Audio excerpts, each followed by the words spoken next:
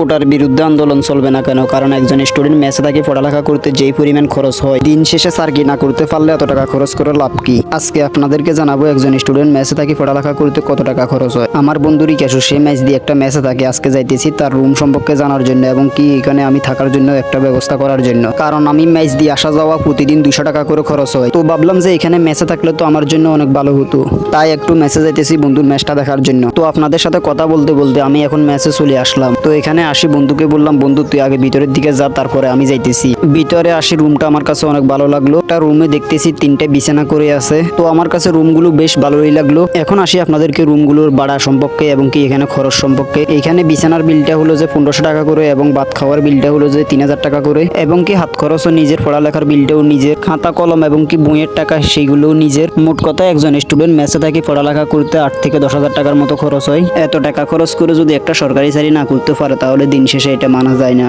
বাকি কথাগুলো আপনাদের উপর ছেড়ে দিলাম। আসলে কোটা কি থাকলে ভালো হবে নাকি না থাকলে ভালো হবে? তো আজকের ভিডিওটা এই পর্যন্তই। যদি কোনো ভুল কথা বলে থাকি তাহলে ক্ষমা করবেন। আল্লাহ হাফেজ।